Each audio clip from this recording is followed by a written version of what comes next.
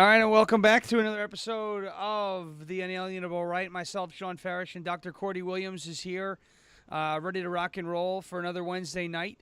A lot of information on the plate for everybody today as we come live on Facebook. We are on not yet on Getter. Let me fire that up here so that we can get that thing going. Oops, I think there we go. Getter is now coming online. And Getter is now live. Very good. So we are live on Facebook, Rumble, Twitter, and Getter, as well as YouTube. Unfortunately, I don't like YouTube, but we can still hit a few people out there. But Dr. Cordie Williams is here. We're back for another episode. How you doing, pal? I'm doing great. I can't see you right now. We got a little tech thing going on. I see your fish, but that's all I see. That beautiful. I think that's this. What am I saying? That's Long Island. Yeah, I'm now such you can an see idiot. me. There you go. Yes, Yeah. your fish. People are like, yeah, you've got a wife from New York, you moron. Mm-hmm. No, but fish. your fish. Come on. It's a things come out of your mouth. Insert foot into mouth. Yeah. No, I'm doing great, man. I'm doing great. I'm mortified at what this country's coming to. I was on Sebastian Gorka's show today, and I mentioned that because of literally some information we heard about late last night, and this is going to go into some of the things that you and I are going to talk about tonight. But like, bro, there's literally in school systems access to information that is explicit about pedophilia, porn, stuff that kids in 6th, 7th, 8th grade shouldn't know about. And people think that it's in some far off place like just Los Angeles, but this is rural parts of California.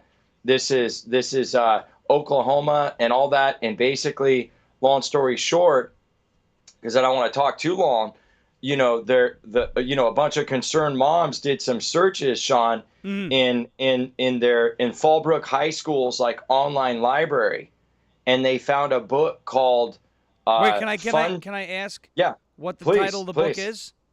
Yes, Because it's called. Is it Yeah, go ahead. genderqueer? It's not genderqueer. Oh, because that was a big one that was out there for a little while. So I guess that one keeps resurfacing. All right, so what's this one?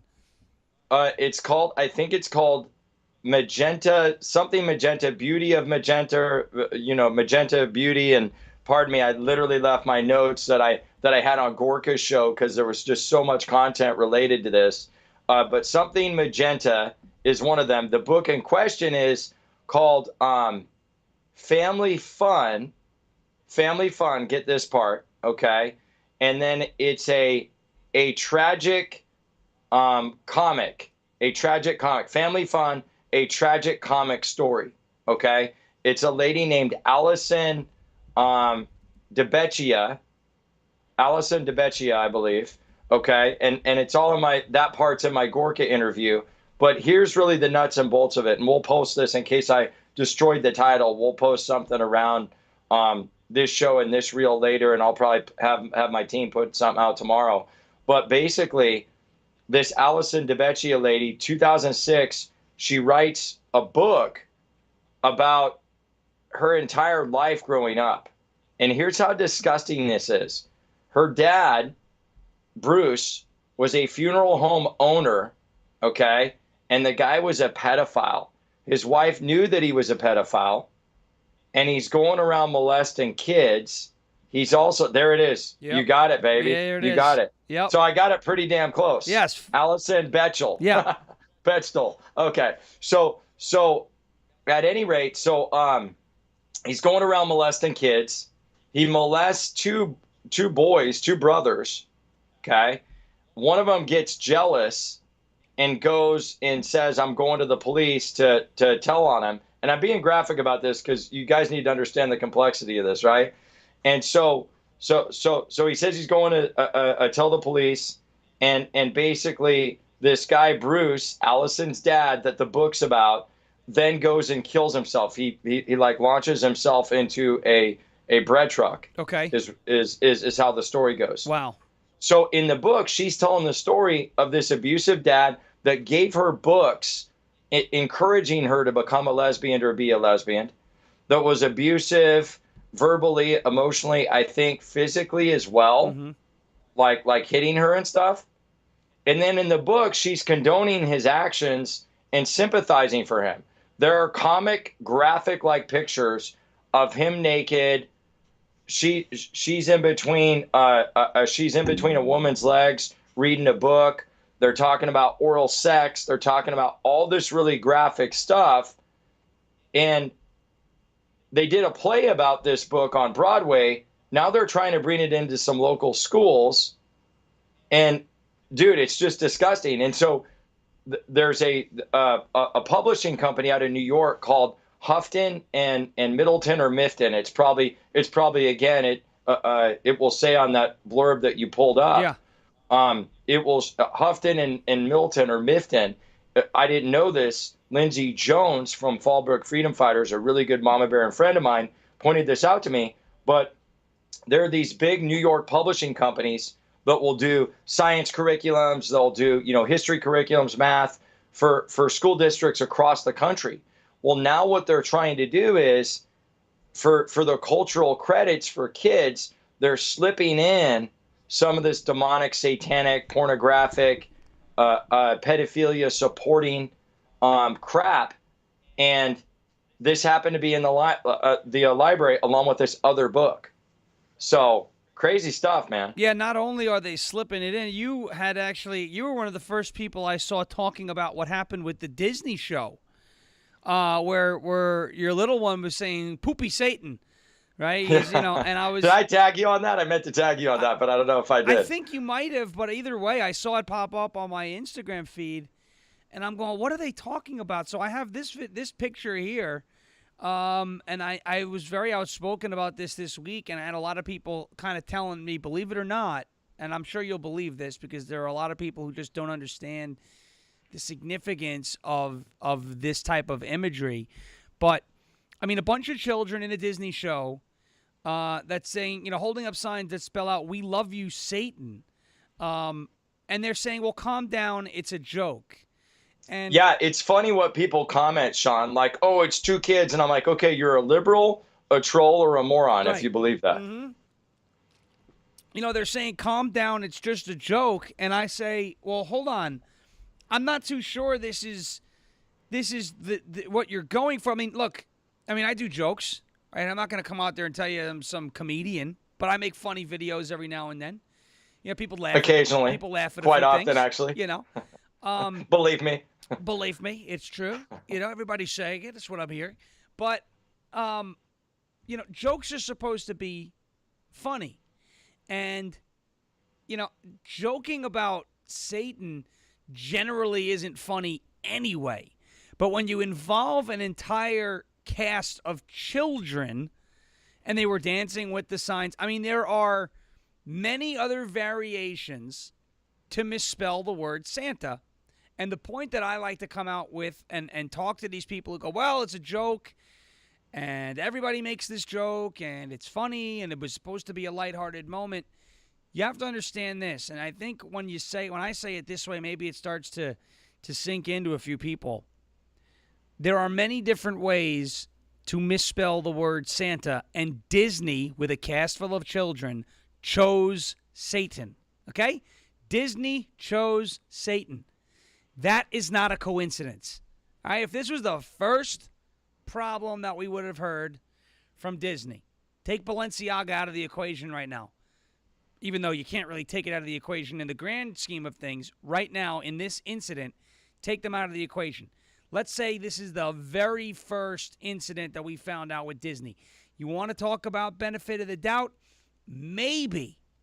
But when you know that they have been pro groomer. Well, we can say it. We're on Rumble. Pro-groomer. Twitter doesn't knock people off anymore for saying that. YouTube might, but that's okay. When you say we've seen those angles and kind of those choices and decisions taken by Disney to push that type of thing on there, to know what happens to child actors in Hollywood. You don't have to go very far to find tragedies involving people who were, a child actor or involved in Disney or in some way, shape, or form. They chose Satan. They've been doing this for a while, and now they're literally throwing the kids in there where they appear on screen. someone asked, is it a live thing? Is this something that, maybe was an honest mistake? This right here got through editing. It got through your post-production. This was in the script. This was supposed to happen. It got through all of the levels of, Oversight. safeguards and oversight, and it is still on the screen. You're a father. You put something out about this basically immediately when it broke. Am I on the wrong here, or is this serious, and is this something that people need to go, all right, I understand they were trying to make light of children misspelling a word, but they chose to misspell Santa and spell out Satan on the screen. That's indicative of where they are and where they stand as a company. Well, you can look back with Disney over, I would just say the last 10 or 20 years, phallic objects, different parts of certain, videos or movies where, take off your clothes and stuff like that. I think that was Aladdin. Certain things that are in there that are either of a pornographic nature, a sexual nature that aren't supposed to be there, things that are said, this new normalizing transgender stuff, the new Buzz Lightyear thing that came out that totally tanked because people don't want a woke Disney. They don't want one that supports, gays and LGBTQ. And I'm not saying that. I'm not saying that if you want to live that lifestyle, I have my Christian beliefs about that. I have friends that are gay. My big thing is I don't think that it should be, if your function is to teach kids history and math, or your function is to provide an amusement park, or your function is to sing songs and you're a singer on stage, shut up about the rest of it. You have no business commenting. Like if you want to be known and in that lane for amusement, singing, or what have you, stay in your lane. When you start to filter out into these other lanes and you start to, there are going to be people that are pissed off about it because I don't want you impregnating your belief system on my kids.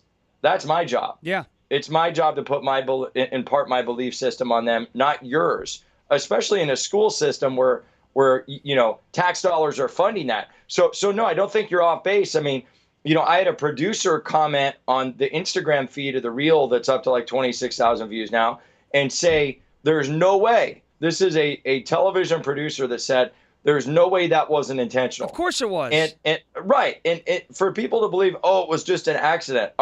Why would you even defend that? You defend that because you're a troll, you're demonic, you're a libtard, or you're an atheist, or you just don't care, or you don't have kids. Right. Like bottom line, there's no way that happens. And you can hear Tim Allen talk about how much to even throw a narrative about Jesus, Christmas, Christ, God, or anything, he had to push to get it thrown into the script. Now, I will say in defense, it's possible he knows his lines and he didn't see that. Maybe. Or it's also possible that he fought for it and they said, screw you, but he should have said, screw you. Right. Because this is episode 3. I mean, I couldn't believe it, Shawn, when I first saw somebody post something a little bit about it. As an Instagram feed, didn't get that many views from somebody, but a concerned parent. And I don't mean that to sound arrogant or nothing. It just didn't have that many views. So I didn't really take it to light because it hadn't really taken off. I'm like, I'm going to go check this out. My kids and I watched it. We're in episode 3 of this really awesome Santa Claus show, and we've seen the other 2. And there it is. And I'm like, son of a SOB. Right. And I pause it and I show it to Tanya. And then I'm like, babe, I got to do a reel about this. This is insane. No, and because you did, I was one of the first places that I saw it was on your Instagram feed. And I was, honestly, I wasn't surprised that Disney did something like this. And for anybody who's coming out and saying, well, it was an accident, or, there's someone so-and-so didn't know about it. It got through all of the final layers of production, and it's still out there. So, look, if we go full benefit of the doubt for Disney, which, by the way, they don't deserve, but if we go full benefit of the doubt for Disney, it happened on accident. They just so happened to misspell Santa and spell Satan. They had no idea that it was going to be received the way it was or how serious the issue was.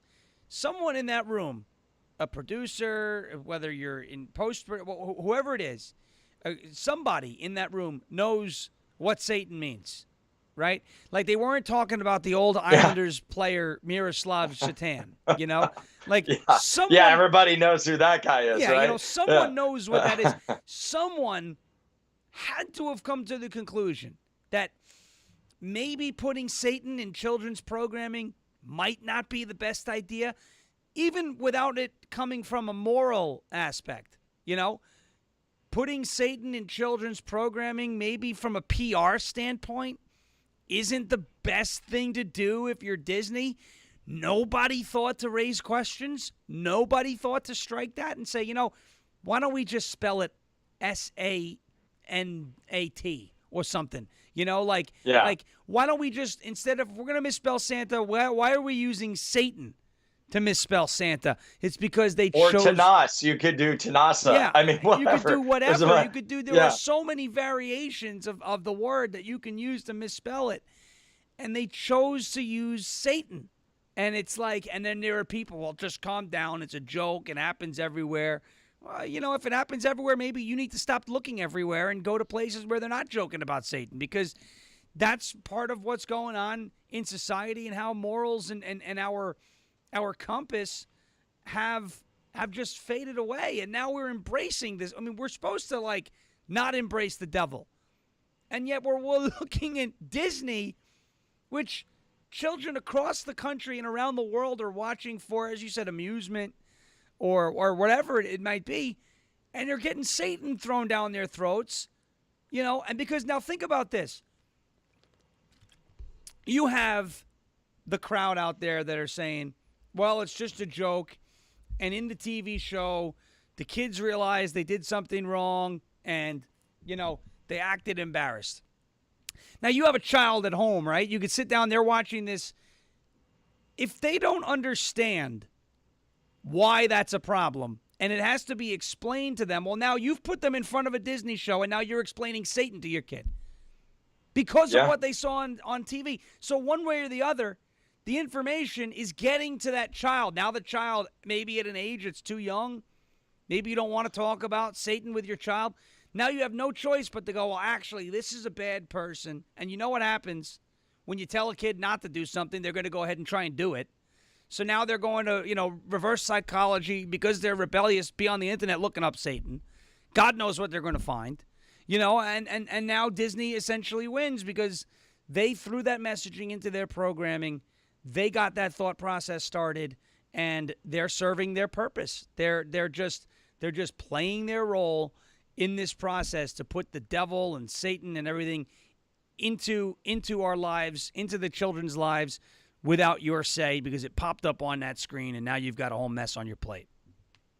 Well, and they taught kids that are child actors to get into position to spell that. So to say it wasn't orchestrated, planned, and to your point, all the different levels of oversight, now they had to move people into positions and teach these actors to do this. So to say there was no intentionality to it, oh, it's just kids, it's just a joke.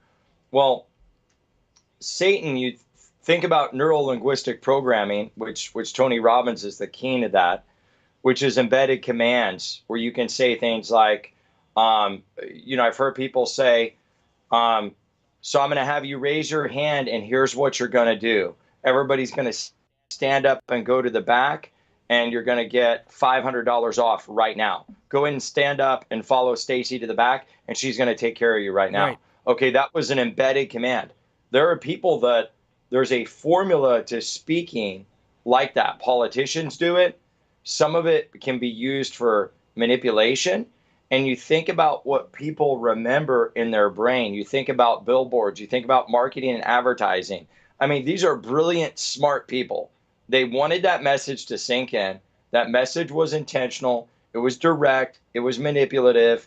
And now what do you have? Somebody's reading that or getting into their mind, oh, this is a Santa show. Oh, now Satan's spelled. Is there any difference between Satan and Santa, or is that the same thing? Right. Like now you're compressing two issues in a simplistic mind. I mean, I'm a Christian, but I always say I cuss a lot. My kids have heard me say the F word. If I say it at the wrong time, my son is a record player. I mean, it could be 3 weeks later, and he'll be mad about something, and I, he'll drop one, right? And so I've had to, yeah, that's a mommy and daddy word. We don't say that. I'm not condoning it. I'm not saying it's right. I shouldn't do that, right? But it shows you how impressionable kids are, right? Yep. It shows you how impressionable they are about everything. So to say that, even to say, the conversation of saying, oh, well, kids are ready for sexually explicit things when they're in seventh grade. No, they're not. They're just not. You talk to children that were exposed to pornographic materials early on in development, it messes their head up about not only sex in the future, but sex with their spouse, somebody they love, somebody they care about. And there's research studies out there to show that. So all this, the neurology of the body and the brain is very simple. Repetitive things over time send a specific message, and even exposure to something one time, the brain remembers that, especially early on in a child's life. That's why they teach kids languages at an early age, because they know the brain is ripe for indoctrination. And that's exactly what's going on. Anybody that doesn't think so is lost.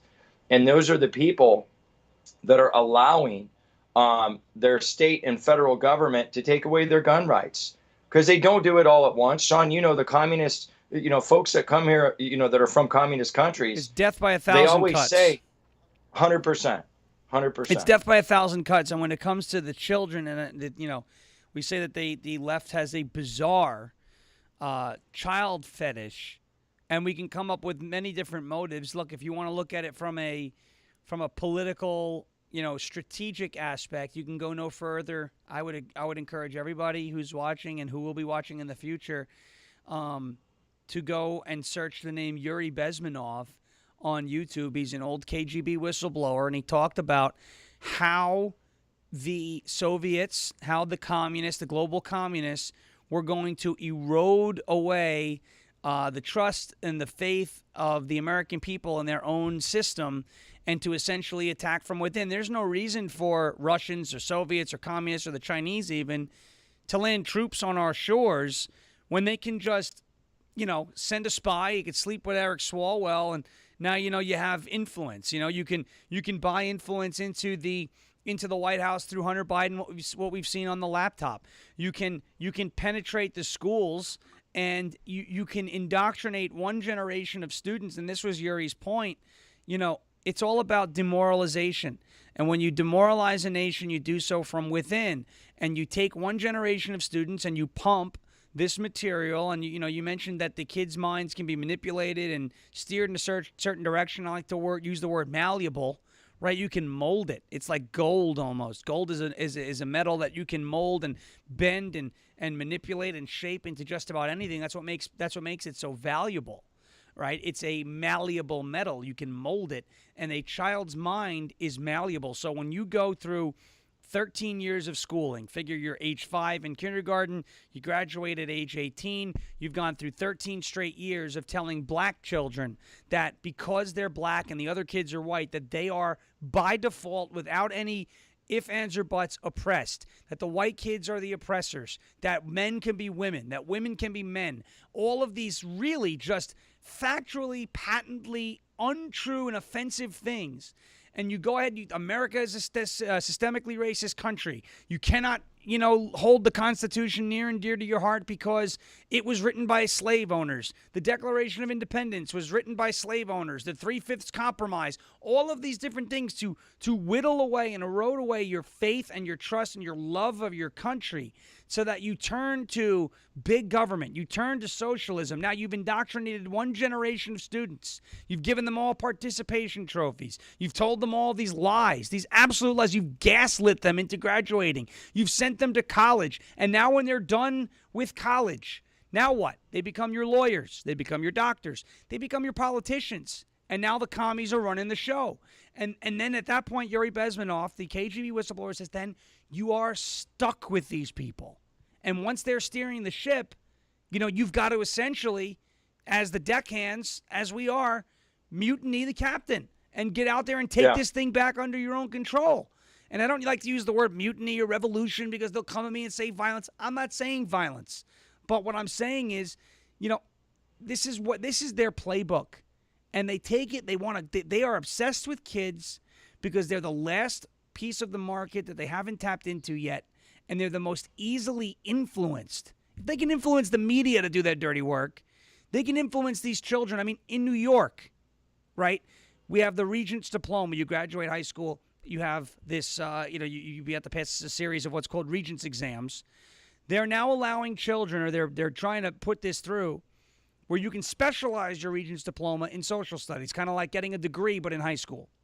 And in order to do that, one of the prerequisites is that each child, if you want to get a Regents diploma in social studies, has to register 100 voters. And that's because the state is doubling down on the fact, or the idea, that if they pump liberal ideology into the schools, these kids will be registering hundreds of Democrats. I mean, they're literally using children, in this case, to carry out free political labor to advance their agenda. It's disgusting. And Shawn, first of all, that was the most eloquent kind of, for lack of a better term, dissertation about how it plays out. And I didn't mean that because it was long. I meant that, buddy, that was beautiful. I want to compliment you on that, because I think that, like, there's nobody that's framed what's happening. Like, people have to understand, and I think this is something that you and I should do reels about, and people need to incessantly talk about, is sometimes we don't think about that we've become even numb in our ability to defend ourselves and our convictions and what we stand for. Like, I feel like the first thing they did from maybe earlier than 1960, but certainly 1970 to 2001, maybe you could say 80 to 2001, 2005, whatever the time period was, they gave us this belief that government was there to protect us, and we all needed to be blind. We vote on party lines.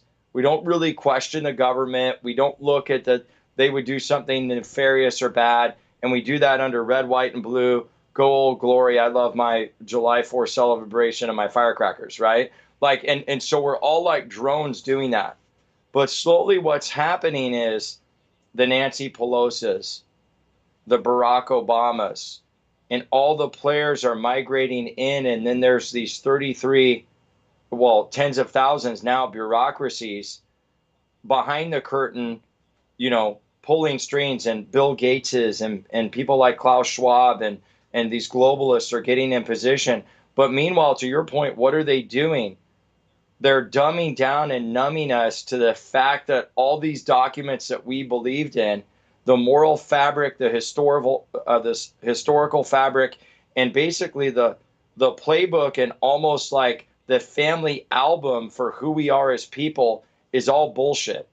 That's what they're trying to do. They're trying to just say, hey, what you believe in America, it's all garbage. We're doing it a better way. I mean, I had a 26-year-old nephew try to argue with me or negate some points about socialism and communism and how that was somewhat good compared to the capitalistic society that we live in. And then he tried to say that some of the transgender LGBTQ pedophilia stuff was only going on in places like LA, and it wasn't in rural areas in Oklahoma, right?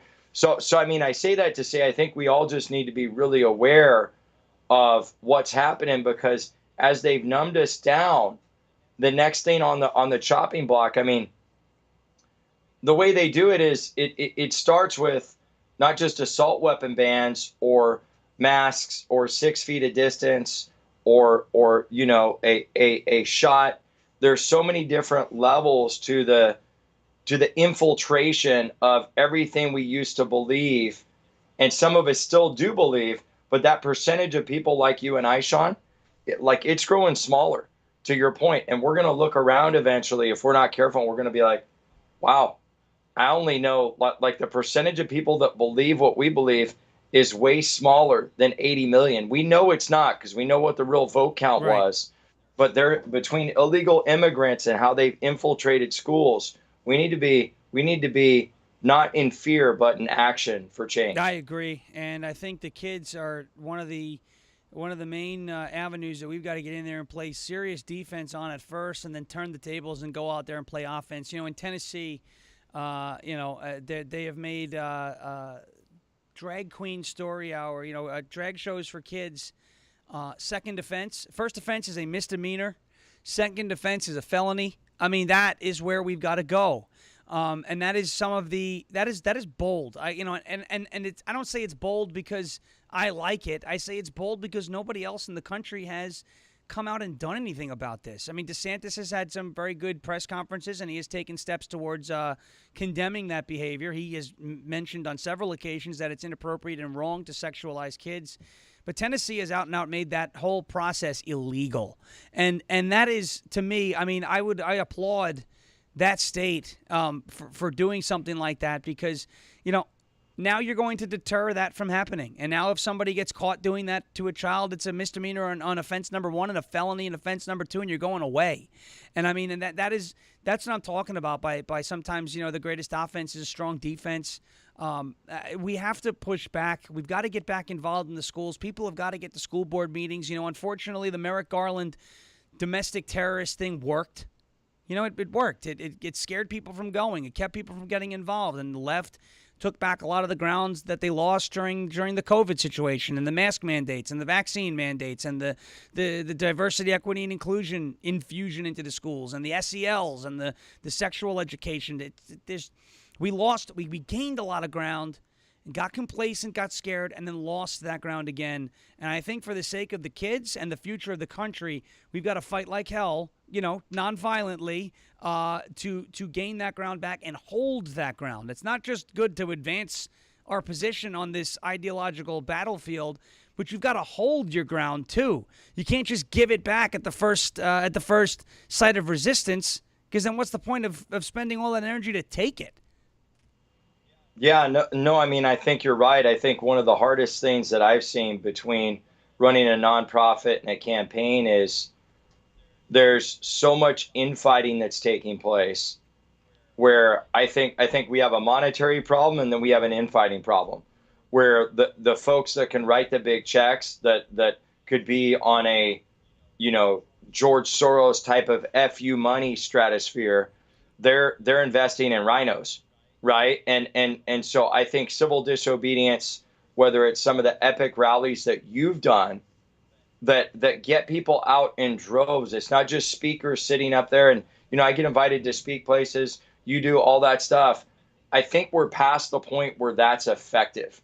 I think it has to be like a Martin Luther King Jr. type of civil disobedience to really effectuate a change.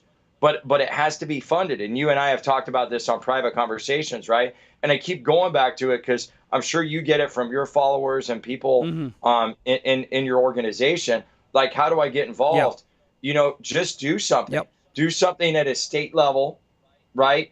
Fund somebody else's operation that you feel like has something solution oriented that you can get behind, right? Because time, hands, and money are really what's going to change the trajectory of what we're doing or not doing, because everybody needs to be giving the highest percentage of their time, hands, and money that they can.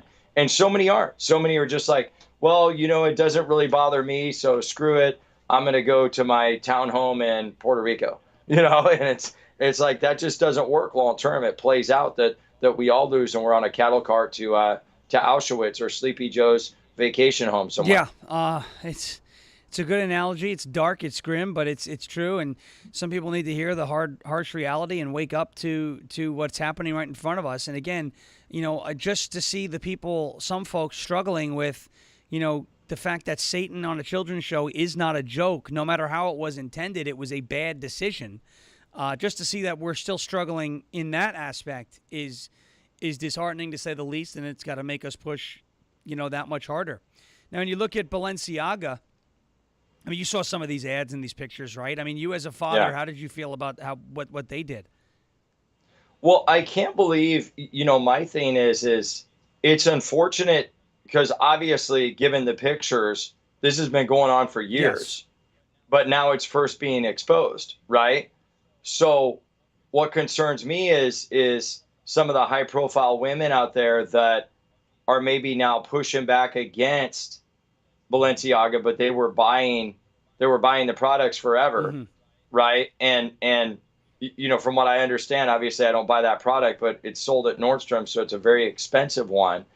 Like, and they immediately take down their Twitter page, I think, their Instagram page, all that. I mean, but like, think about how dark this is. That this has gotten mainstream where a clothing provider would see that is a way in to get you to purchase their product. Isn't that insane? And if you don't think this is an agenda, if, I mean, this should just scare the shit out of people, I think, Shawn. Yeah. Like to your point, like, you have corrupt elections. You have Kerry Lake in Arizona basically just saying, hey, we're going the legal route. I mean, we've seen this before. I think Kerry Lake's going to overcome this, but I'm getting these chills. Okay, this reminds me of 2020. We're going to lawyers now. We're about to be, it's a word that starts with an F and ends with a K and an ED and it's not fire on the truck. end, right? Yeah, it's not fire truck. Yeah, it's not. I love that, bro. It's not fire truck. And so you see that, and then, so we've got rigged elections. We've got these immigration policies. We've got corrupt officials and rhinos and dinos that don't back us. And then on top of that, we have this whole educational indoctrination. Like, everybody needs to be in, I don't want to say fear, because false evidence appearing real isn't productive, but in like, what can I do? And I get, if you're tired, oh my God, I could write a book on that. Right. Like I totally get it. But that's where we have to get our friends and our friends' friends. I had a meeting the other day about my organization, getting more volunteers, getting some people in key positions. Like, there's time, hands, and money and God-given geniuses that you have that you could donate to Shawn's organization, mine, somebody else's. But if we're all doing podcasts, speaking engagements, and selling T-shirts, and there's no solution at the end of that, we're screwed. Right. And then we're fighting amongst each other, like, we are screwed. I don't mean to be dark, but I'm just, No, it's true. It's true. Now, I like to go sometimes to the left to see what they're talking about, how they're talking about us. Love that.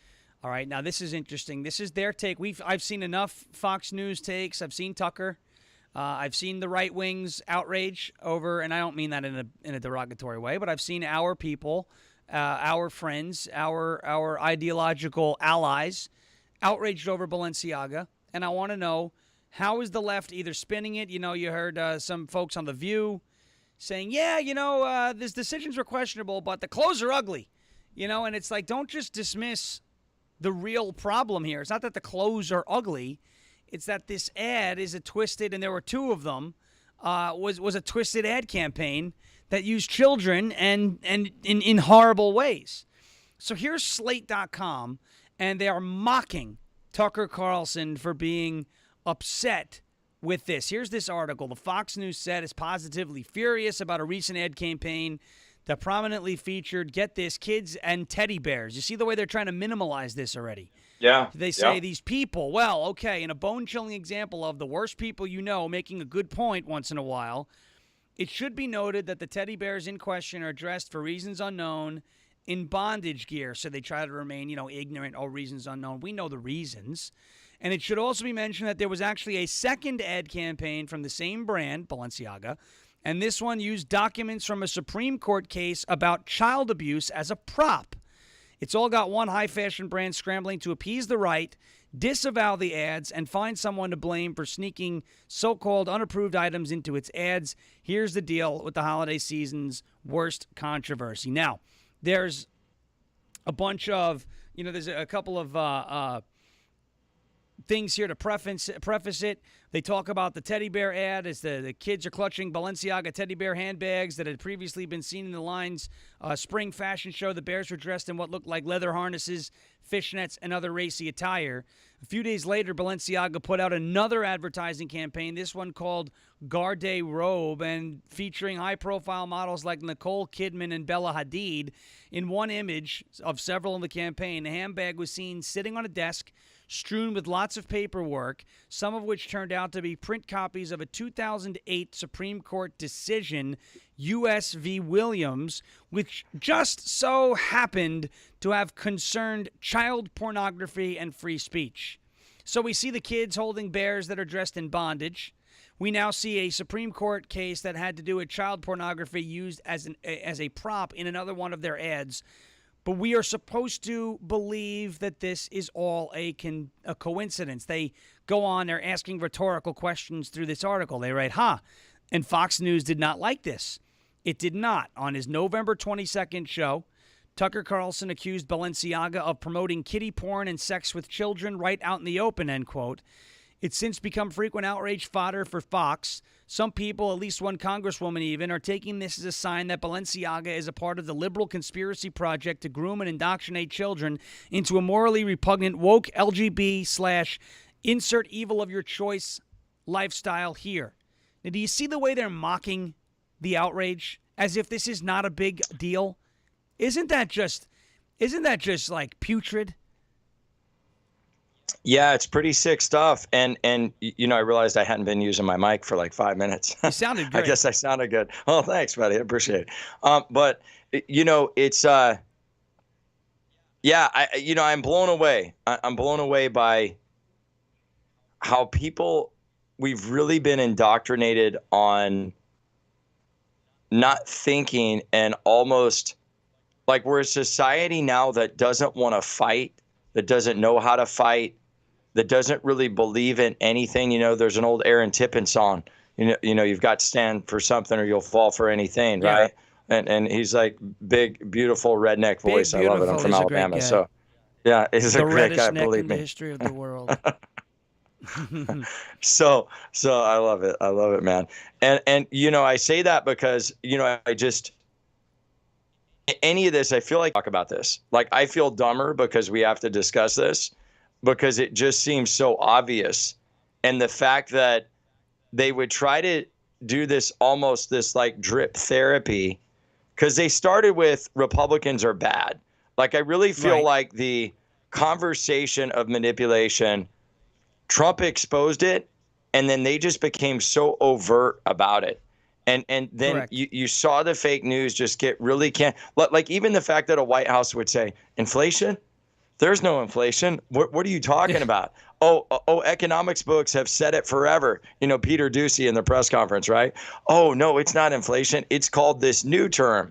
Like, and people are buying that. Like there's a segment of America that actually believes that believes whatever CNN is telling them. And I'm not going to say the right is right about everything, but when it comes to a moral fabric and having standards, laws, boundaries for a society that keep a society from anarchy and chaos, our side is pretty well like, man, we're riding the straight and narrow on that. We've kind of got that figured out. Okay, let's just eliminate God from all things, and everybody can just have mad sex on the streets with whoever they want, and we'll just kill babies and cross our fingers and inject people and see how it turns out. Like, I mean, just like the fact that people can't see, this isn't a moral, spiritual issue.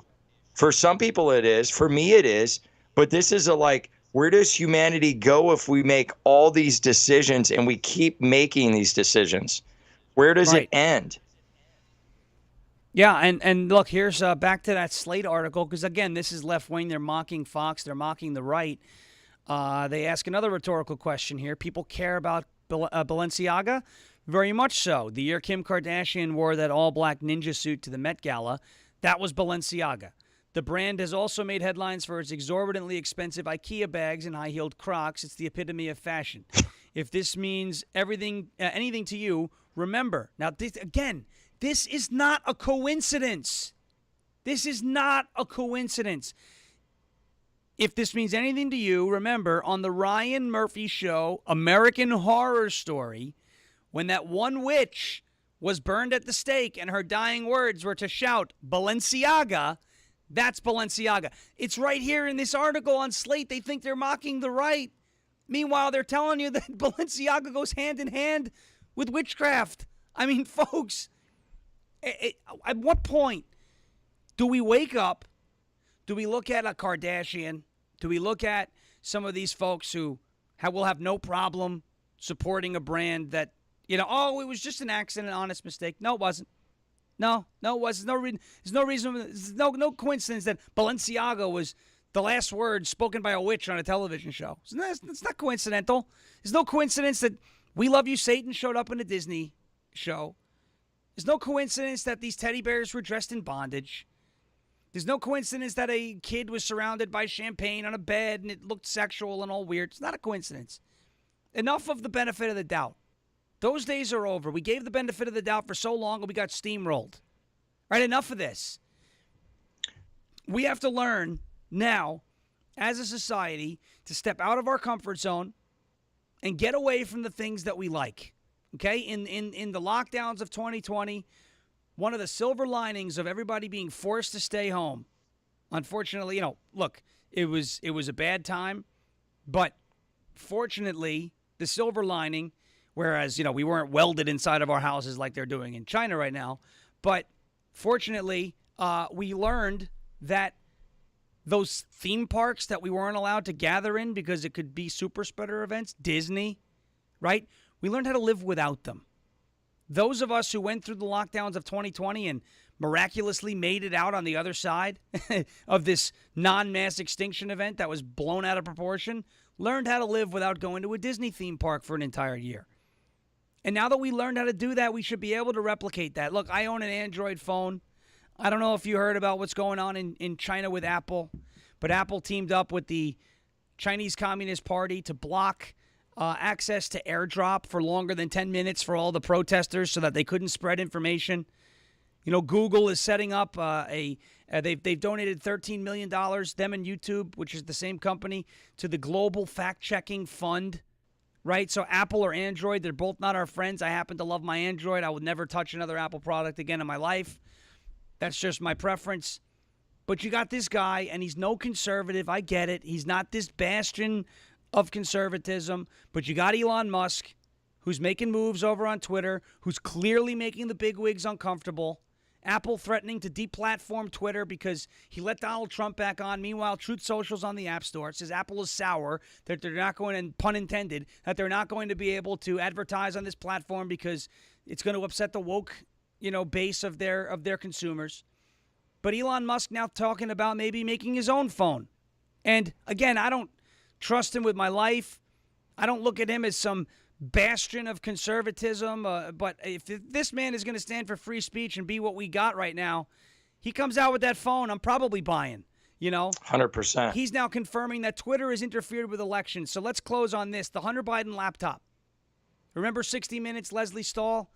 He said, Leslie, the laptop, it's so bad, Leslie. She said, sir, it's not verified, right?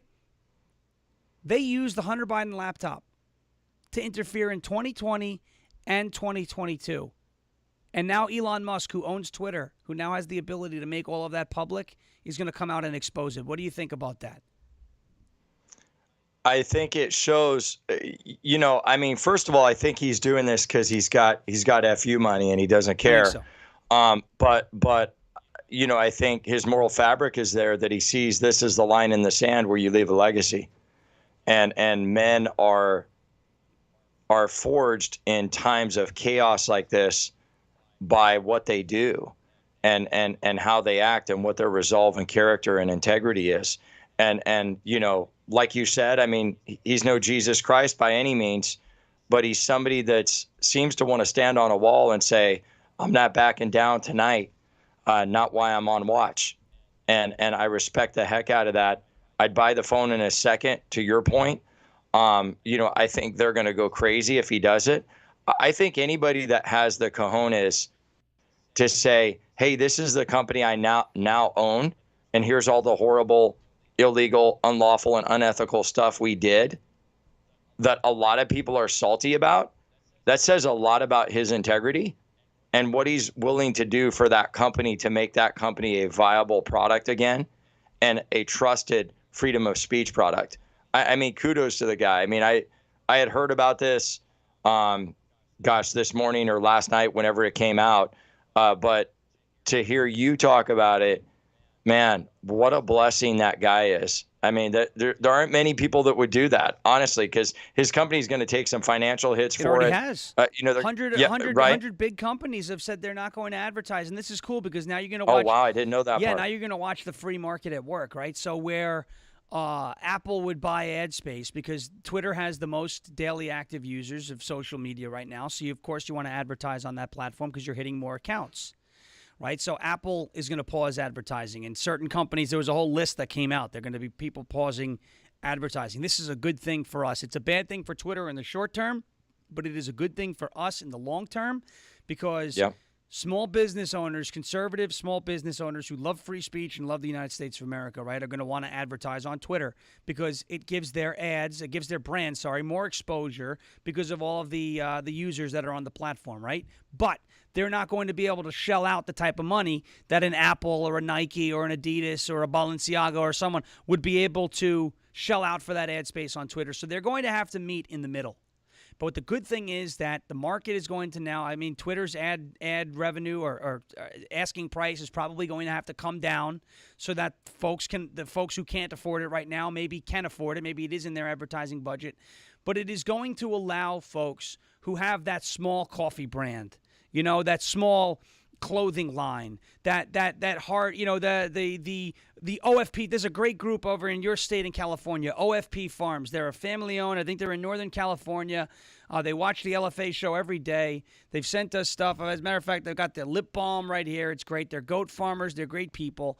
But they may not have. That's awesome. They may not have the advertising budget of a Nike or an Adidas or an Apple. But if they get the ability to advertise on Twitter because they know that they're getting a level playing field, which, by the way, is all we need to win.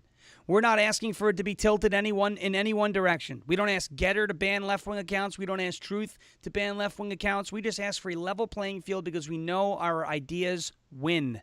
We know our ideas win. And the point of the matter here is if Twitter has to come down in their asking price for advertising, and a group, like this farm right there in Northern California can meet them in the middle. It puts them on the map. It grows their business. And now the money is staying in the right people's hands. Now we're defunding woke. And I think that's part of how this could play out for Twitter. Reuters comes out and says Twitter is not safe under Elon Musk, says the former head of trust and safety. That guy's name is Yoel Roth. He was a woke, radical, horrible guy. At Eva Fox U comes out and says Twitter has shown itself to be not safe for the past 10 years and has lost users' trust. And then Elon Musk replies to that by saying exactly. The obvious reality, as longtime users know, is that Twitter has failed in trust and safety for a very long time and has interfered in elections. Twitter 2.0 will be far more effective, transparent, and even-handed. As long as Elon Musk follows through on that promise alone, we're looking at a dynamic shift in the way social media is run and the impact that it has on our not just politics but our culture war in general. Well, and I think Twitter's going to explode. It's certainly going to explode for our movement because next to like Truth or Getter, people are going to see it as it was already an established platform. Yes. They're just kind of cleaning house of all the libtard morons that want there to be censorship. And I say that because there's some great Democrats out there, but there's some people on the right and the left that don't care about this country and they don't care about my kids. And I said it on the campaign trail. I said it when I was doing a lot of activism, but they're enemy combatants, man. That's it. Because they're putting our lives at risk and they're putting our kids at risk. And at some point we got to draw a line in the sand. Yep. Well, we're coming up on 10 o'clock. It's been a real good show, a nice conversation back and forth. Always enjoy the time. Why don't you tell everybody where they can find you, and then I'm going to pop something on the screen real quick. Our good friend Alan Jacoby for his cigars make a great holiday gift. But where can everyone find you and follow you, Cordie? You can go to Dr. Cordie, DrCordie Williams, Dr. Cordie Williams, or Dr. Cordie W., or just drcordiewilliams.com too, and that'll link you up with everything as well. There you go. And obviously, if you're looking for a holiday gift, you got these My Patriot cigars. Our good friend Alan Jacoby.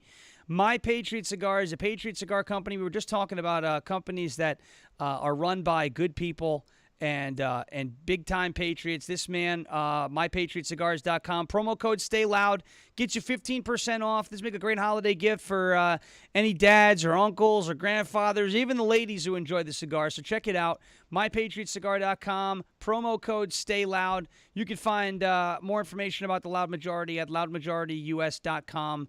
And check us out there. We thank everybody for watching. We thank everybody for listening. We'll be back next week, Tuesday night, because I will be out of town on Wednesday.